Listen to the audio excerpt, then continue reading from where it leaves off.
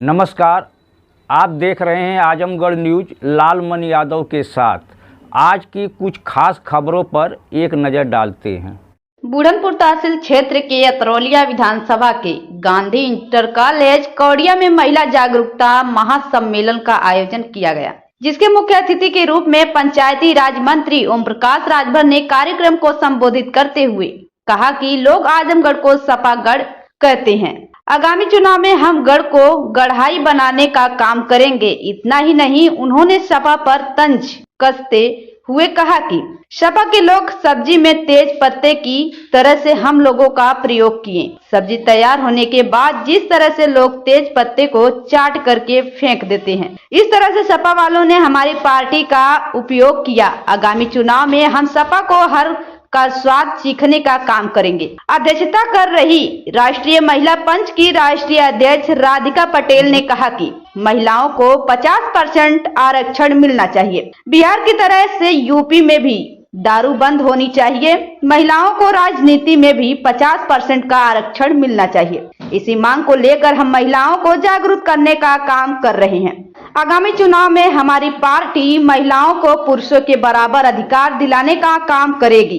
विशिष्ट अतिथि डॉक्टर अरविंद राजभर ने कार्यक्रम को संबोधित करते हुए कहा कि आजमगढ़ की 10 विधानसभा सीटों पर 2027 में सुहेल देव पार्टी के विधायक होंगे, जो यूपी में ओम प्रकाश राजभर को मुख्यमंत्री बनाने का काम करेंगे। इस मौके पर विनोद राजभर, कुलदीप राजभर सहित अनेक लोग उपस्थित रहे। नहीं पेंशन दूंगा, बिजली नहीं तो उसको बिजली दूंगा, उसके साथ साथ आयुष्मान कार्ड नहीं उसको आयुष्मान कार्ड बनाऊंगा, पेंशन नहीं तो पेंशन दूंगा और उसके बच्चों को निःशुल्क शिक्षा दिलाने का कानून जीरो पॉवर्टी योजना चालू किया। 3 महीने सर्वे, अक्टूबर, नवंबर, दिसंबर, इसी महीने लास्ट चल रहा है। 3 बार सर्वे हो रहा है, सर्वे की रिपोर्ट आ जाती है मार्च तक। 3 महीने के बाद मार्च में करके 22 साल घर घर गांव गांव जगह करके तब आज आजमगढ़ ही नहीं बिहार की धरती पर वो आग लगाया हूं कि बिहार की सरकार को भी कम करके ओम प्रकाश राजभर ने रख दिया। अभी आपको पता नहीं, हम यूपी में एक सहयोगी दल हैं, तो आप लोगों से कह रहा हूं कि नौजवान पढ़ लिख रहे हो, मेहनत से पढ़ो। कल 13 दिन आने वाला है, कल 13 दिन आने वाला है, क्योंकि जो देश में हमारी माताएं बहनों ने लग करके मेहनत करके जब महिला सम्मेलन हम लोगों ने 42 जिले में किया, उसका रिजल्ट आया कि महिलाओं को 33% आरक्षण। राजनीति में भी देश के प्रधानमंत्री माननीय नरेंद्र मोदी जी को घोषणा करना पड़ा। अब 100 एमएलए का चुनाव होगा तो 33 हमारी माताएं बहनें होंगी। 100 संसद का चुनाव होगा तो 100 में 33 हमारी माताएं बहनें होंगी। इस नाते माताओं बहनों, मैं आपसे कहना चाहता हूं, पिता तुम बुजुर्गों, नौजवान साथियों, तेरे घर में, तेरे गांव में कोई बहू पढ़ी लिखी है तो उसको भी राजनीति में ले आओ। अगर तेरी बहन पढ़ लिख रही है, तेरी बेटी पढ़ लिख रही है, उसको भी राजनीति में ले आओ। 6 साल के बाद देश में महिला आरक्षण लागू होने जा रहा है, सीटें सुरक्षित होने जा रही हैं। मेरी कोशिश है कि जब हम लोगों की पार्टी से बेटी जीत के जाए सदन के अंदर, जब वो खड़ा हो तो रानी लक्ष्मीबाई की तरह वो ललकारे। ये ओम प्रकाश राजभर की सोच है। इस नाते हम महिला सम्मेलन और जागरूकता पैदा कर रहे हैं। आज आप सोचो, 33% रिजर्वेशन पंचायत चुनाव में लागू हुआ, लेकिन हम उस लक्ष्य को नहीं पा पा रहे। घर में रोटी बेलने वाले लोगों को, माँ बहनों को हमने प्रधान बना लिया, लेकिन जो लक्ष्य है सरकार का, वो लक्ष्य को नहीं पा सकते। इस नाते अभी से मन बनाओ। आज यही नहीं, अभी बिहार के नवादा में 50,000 की भीड़ जुटी और जिसमें कम से कम 40 से 42,000 हमारी माताएं बहनें थी। उन्होंने कहा कि नेताजी संघर्ष करो, हम तुम्हारे साथ हैं। अब हम वहां बिहार में किसी के साथ नहीं रहेंगे। अभी हमने 5 दिन पहले आपके अरवल औरंगाबाद, जो नक्सलाइट बेल्ट कहा जाता है, जब मैंने कहा कि अरवल में मीटिंग करनी है, तो हमसे पत्रकार भाइयों ने, जो हमारे साथी हैं, हमारे तमाम नेताओं ने मुझसे कहा कि आप वहां जा रहे हो जहां आग सुलगती है। हमने कहा कि जहां आग सुलगती है वहां आग लगाने का भी काम ओम प्रकाश राजभर जानता है।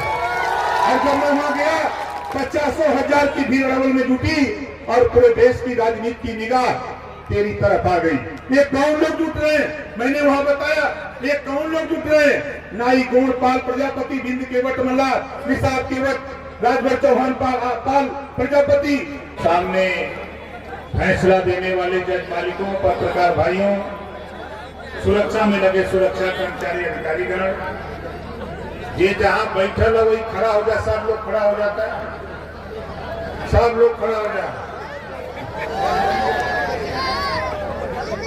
यादव जी, हरिओम यादव जी, हमारे चिंतामणि राजभर जी और राजेंद्र चौहान जी, ये साथी जहां भी हैं मैं उनसे आग्रह करूंगा कृपया मंच पर आ जाएं।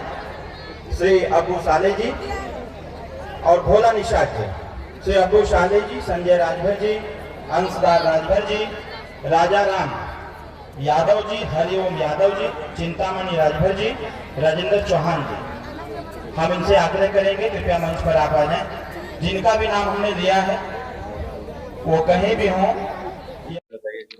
देखिए, आज भारतीय समाज पार्टी द्वारा महिला जागरूकता महारैली, ये हम लोग पूरे प्रदेश ही नहीं पूरे देश में चला रहे हैं। 33% रिजर्वेशन जो महिलाओं के लिए राजनीति में लागू हुआ है उसकी जानकारी दे रहे हैं और आने वाले दिनों में 50% नौकरियों में इनको आरक्षण दिलाना है, ताकि जो बहन बेटियां हैं ये भी सिपाही दरोगा जिस तरह बन रही हैं, आरक्षण मिल जाएगा तो आधी आबादी है ये उसमें बढ़ चढ़ के हिस्सा ले। आप मानते हैं कि महिला अभी जागरूक नहीं? बिल्कुल मैं मानता हूँ, आज भी मैं मानता हूँ कि आज के भी जमाने में आप चले जाइए तो अभी भी गाँव में आपको मिलेगी कि महिलाएं जो है अभी शिक्षा की तरफ अभी बहुत तेजी से, जिस तरह हम लोग चाहते हैं उस तरह नहीं जागरूक है। के पीछे कारण क्या है? देखिए, ये कारण ये है कि अगर आप देखेंगे तो इतिहास, गौतम बुद्ध जी ने कहा कि बुद्धम शरणम गच्छामि संघम शरणम गच्छामि। महात्मा ज्योतिबा फूले ने संघर्ष किया कि एक समान शिक्षा। सावित्रीबाई फूले की देन है कि आज बेटियां पढ़ लिख रही हैं। 50% रिजर्वेशन छत्रपति साहू जी महाराज ने अपने राज्य में दिया, आज पूरे देश में लागू है। बाबा साहब डॉक्टर अम्बेडकर जी ने गौतम बुद्ध जी को, महात्मा ज्योतिबा फूले, सावित्रीबाई फूले, छत्रपति साहू जी महाराज के सारे महापुरुषों के विचारों को संविधान में पिरो दिया। बाबा साहब डॉक्टर अम्बेडकर जी के संविधान के बदौलत आज हम लोग लड़ाई लड़ रहे हैं। माननीय कांशीराम जी आए, प्रदेश में जो वंचित, शोषित, पिछड़ा, दलित, अल्पसंख्यक था सबको जगाया। आज उसी की देन है कि आज हम लोग यहाँ मंच पे बोल रहे हैं। जब महिलाओं को शिक्षा से और नौकरी दोनों चीजों में जाते हैं कि राजनीति में तो उनको मिला 33%, लेकिन आबादी 50% है। 50% जाते हैं और क्या? महिलाओं के। अच्छा बताइए कि आप पिछले एक सप्ताह से 10 दिन से अतरौलिया विधानसभा है और पहली यहाँ इस क्षेत्र के लिए आजमगढ़ की सबसे बेहतरीन जनसभा अतरौलिया में ही आपने किया। यह माननीय बलराम यादव जी का जो विकास पुरुष है, इस क्षेत्र को उन्होंने सड़कों से और चीजों से जोड़ा है। पंचायती राज मंत्री भी रहे 2 बार। उन्होंने तो कहा जाता है कि अतरौलिया में कोई काम उन्होंने नहीं छोड़ा। आप पहले हैं अपने जमीनी, क्योंकि आप ऐसे नेता हैं कि जो आप धरातल की बात करते हैं, तो आपसे चाहेंगे कि इतने दिनों में आपने क्या कमियां पाई और क्या 27 का आज ही संदेश देना चाहते हैं? देखिए, जो गरीब कमजोर लोग हैं, नाई, गोंड, पाल, प्रजापति, बिंद, केवट, मल्ला, राजभर, चौहान, आर्य, कर्गवंशी, बंजारा, बहेलिया, कनार, जुल्हा, दुनिया, सारी साइंस, जो उनके लिंक मार्ग हैं, आज ही कम से कम नहीं कुछ तो हमको अंदाजा है कि 60 से ऊपर दरखास्त के लिए कि साहब हमारा रास्ता जो है नहीं बना है, हमारा आरसीसी बना दीजिए, हमारा नाली पानी निकासी नहीं हो पा रहा है, इसको बनवा दीजिए। अगर ये चीजें हो गई होती तो ये दरखास्त क्यों देते? आज अगर अतरौलिया की बात करें तो कई गो दरोगा अतरौलिया से हैं, निषाद, बिंद, केवट, मल्ला, राजभर, चौहान, प्रजापति, मौर्य, नाई, गोंड, कुम्हार, लोहार, कई गो हैं? कोई है? पुलिस की भर्ती क्यों नहीं हुए? 27% रिजर्वेशन इनका लाभ इनको क्यों नहीं मिला? विकास पुरुष तो कहे जाते हैं। अभी तो एक विकास पुरुष के नाम पर एक कैलाश यादव जी मिले थे हमको, एक और मिले थे जो सांसदी लड़ते हैं, वो तो विनाश पुरुष बता रहे थे। क्या अतरौलिया विकास नहीं हुआ है, मानते हैं क्या? पूरे देश में विकास हुआ है, अतरौलिया ही नहीं। देखिए, आप सोचिए, कांग्रेस की सरकार में सिंगल सड़कों की आवश्यकता थी, सिंगल सड़कें बनी। फिर आगे सरकार आई तो डबल लेन सड़कों की जरूरत है, फिर 4 लेन, फिर 6 लेन, अब एक्सप्रेसवे बन रहे हैं। ये अनवरत प्रक्रिया है। 30 साल पहले आप जाइए तो लोग खुले में शौच करते थे, आज बड़े पैमाने पर लोग शौचालय का उपयोग कर रहे हैं। उसकी उपयोगिता उनको समझाई गई, बताई गई, आज उसका उपयोग कर रहे हैं। आप चले जाइए स्टेशनों पर, पहले सिंगल रेल लाइन थी, आज डबल हो रही हैं। स्टेशनों का विकास हो रहा है। चले जाइए एयरपोर्ट पर, हर जगह आपको विकास। ये हम नहीं कह रहे हैं कि कांग्रेस ने नहीं किया, वो नहीं किया, वो नहीं किया, लेकिन आवश्यकता ही उत्पत्ति की जननी है। आज एक्सप्रेसवे, आप जहां बैठे हैं, आप यहीं देखिए, बगल में पूर्वांचल, आजमगढ़ से आप पहले कितने घंटे में जाते थे, आज कितने घंटे में जाते हैं, आप अध्ययन कर लीजिए। पूर्वांचल के बगल एक रोड है, इसको खिलाते हुए 10 किलोमीटर। भाई वो हिचकोले खिलावे, लेकिन समय की बचत सरकार में है ना। हाँ नहीं है, समय की बचत हुई कि नहीं। अभी आपके आजमगढ़ से गोरखपुर जाने के लिए लिंक एक्सप्रेसवे बन रहा है, चालू हो जाएगा। तो जो घूमते घामते जाते थे, अब सन से जाएंगे, सन से आएंगे। अरे कप्तानगंज क्यों ऐसा? अहिरौला कप्तानगंज के विषय मुझे जानकारी हुई है, हमने मांगा है कि कोई लिख के दे दे हमको। बता रहे हैं लोग कि आपको जानकारी नहीं है। नहीं है, जानकारी तो है। आप लेदौरा में, अरे मैं गया था, मैं देख गया, मैं गया, मैंने यही तो आपने कहा ना, विकास पुरुष। सपा के लोग भी धरना दे रहे थे। विकास पुरुष तो कह रहे हैं सपा के, अरे सपा के सरकार में 10 साल पहले किसकी सरकार थी उत्तर प्रदेश में?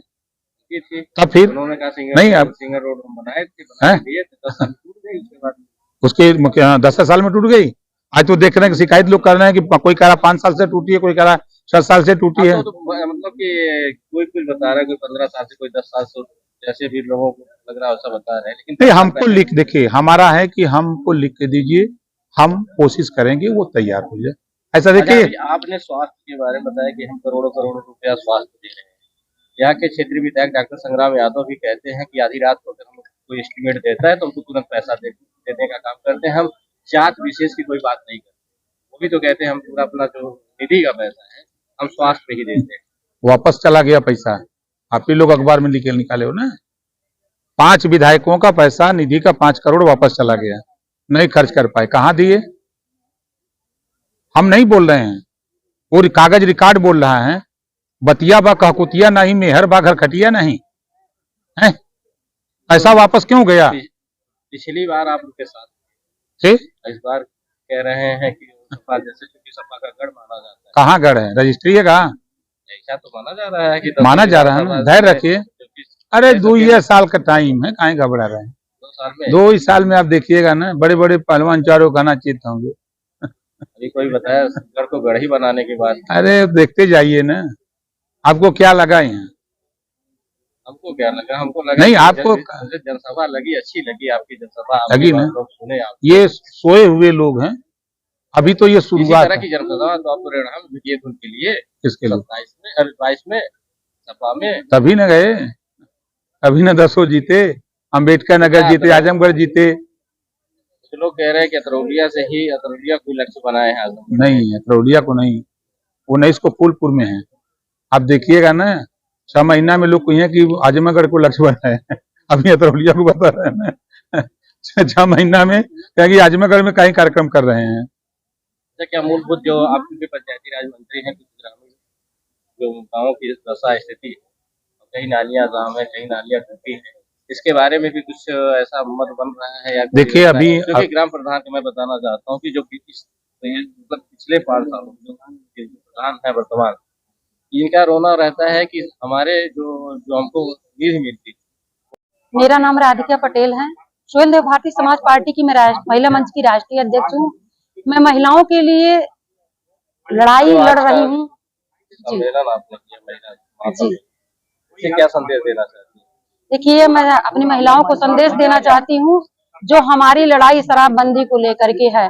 मैं चाहती हूँ कि जिस तरह बिहार और गुजरात में दारू बंद है, यहाँ पे यदि दारू बंद हो जाता उत्तर प्रदेश में भी, तो यहाँ पे भी उनके बच्चे कम से कम पढ़ लिख लेते और डॉक्टर, मास्टर, बाबू, कलेक्टर, दरोगा बन करके आते। इसमें आज तक तो महिला शिक्षा अभियान में महिलाओं की शिक्षा पर जोर दिया गया, क्या आपको लगता है कि महिला अभी शिक्षा से वंचित है या अधिकार से वंचित है? हाँ, अभी बिल्कुल है। मैं गांव-गांव अलग जगह रही हूँ, मैं गांव-गांव नुक्कड़ सभा करती हूँ। वहाँ देखते हैं कि लोग बेटों को तो पढ़ाते हैं, लेकिन बेटियां जैसे हाई स्कूल करती हैं, ऐसे ये होता है उनके पिता जो है पाई पाई पैसा जोड़ने लगते हैं बेटियों की शादी के लिए, उनको आगे पढ़ाया नहीं जाता है। तो हम लोग चाहते हैं कि जिस तरह बेटों को अधिकार मिलता है उसी तरह अगर बेटियों को भी अधिकार समाज में मिलना शुरू हो जाए तो बेटियां बेटों से भी आगे बढ़ सकती हैं। और आप देख रहे हैं कि आज बेटियां हवाई जहाज तक चला रही हैं। हम इस समाज में जहाँ बेटियां हवाई जहाज उड़ा रही हैं, क्या आपको लगता है कि बेटियां शिक्षा से वंचित, अधिकार से वंचित हैं? नहीं, शिक्षा से वंचित तो नहीं है, लेकिन अभी भी कुछ लोग ऐसे हैं जिनके घरों में शिक्षा नहीं पहुंच पाई है उच्च स्तर तक। जैसे जानते हैं अमीर का बच्चा जो है कॉन्वेंट लेवल में पढ़ाई करता है और गरीब समाज का बेटा प्राइमरी लेवल में पढ़ाई करता है। आज जो पढ़ाई का लेवल है, जो पेपर आता है वो कॉन्वेंट के लेवल पे आता है। जब कॉन्वेंट लेवल का बच्चा पढ़ा होगा तो वो तो पास हो जाता है, वो नौकरी पा जाता है। सरकारी सिलेबस चल रहा है और प्राथमिक विद्यालय में पढ़ाया जा रहा है, वह शिक्षा नहीं, वह चीज सही नहीं है आपके हिसाब से? हमारे हिसाब से जैसे सरकार ना मेरे जी हमारे करना चाहिए कि जो कॉन्वेंट में चलाया जा रहा है वही प्राइमरी में चलाया नहीं, हम अगर वो अच्छी तो आपको लगता है कि उसको पढ़ाना चाहिए तो प्राइमरी भी हो सकती है। हम लोग वही मांग कर रहे हैं कि अगर सरकार से माननीय प्रधानमंत्री जी से मैं मांग कर रही हूँ कि यदि वन देश वन राशन कार्ड बन सकता है तो वन देश वन समान शिक्षा भी लागू की जाए, ताकि जो कॉन्वेंट लेवल की पढ़ाई है वो प्राइमरी जूनियर हाई स्कूल में भी लागू की जाए। वही शिक्षा जी एक शिक्षा नीति लागू। और महिलाओं को उत्थान के बारे में आपने क्या प्लान किया है? जैसे जो महिलाएं जैसे आज ज्यादातर आत्महत्या महिला करती है, क्योंकि महिला को माना जाता है पुरुष के अपेक्षा के पुरुष की वजह से करती है। नहीं, ऐसे ये नहीं किया अगर महिला आत्मनिर्भर बन सकती है, स्वावलंबी बन सकती है, झांसी की रानी बन सकती है तो महिला आत्महत्या क्यों कर रही है? देखिए महिलाएं हमारी आत्महत्या क्यों कर रही है उसका एक रीजन है। रीजन क्या है? जब वो सभी जगह से प्रताड़ित होती हैं तो उनके आगे पीछे कुछ नहीं दिखता है। इसलिए माननीय मंत्री जी से सुनिए, मैं माननीय मंत्री जी से मांग कर रही हूँ कि जिस दिन माननीय मंत्री जी की सरकार बने उस दिन यहाँ फैक्ट्रियां चलाई जाए, हमारी महिलाओं को भी उस फैक्ट्री में भागीदारी मिले ताकि वो आत्महत्या करने के लिए मजबूर न हो।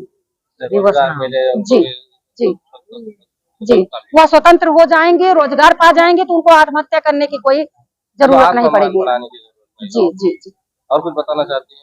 बस मैं अपने आप सभी को धन्यवाद देते हुए, क्योंकि आप लोग देश के वो कर्णधार हैं जो समाचार सब जगह पहुंचाते हैं, इसलिए मैं आप लोगों को बहुत बहुत धन्यवाद देती हूँ और अपनी बहनों से कहना चाहती हूँ कि आप लोग घबराइए ना, इस भागीदारी में आप लोग मेरा सहयोग देंगी तो एक दिन जरूर वो समय आएगा जो मान सम्मान इनको अभी नहीं मिल पा रहा है वो मान सम्मान हमारी party दिलवाएगी। If you like this video, please share and subscribe of channel. Also don't forget press the bell icon for regular updates.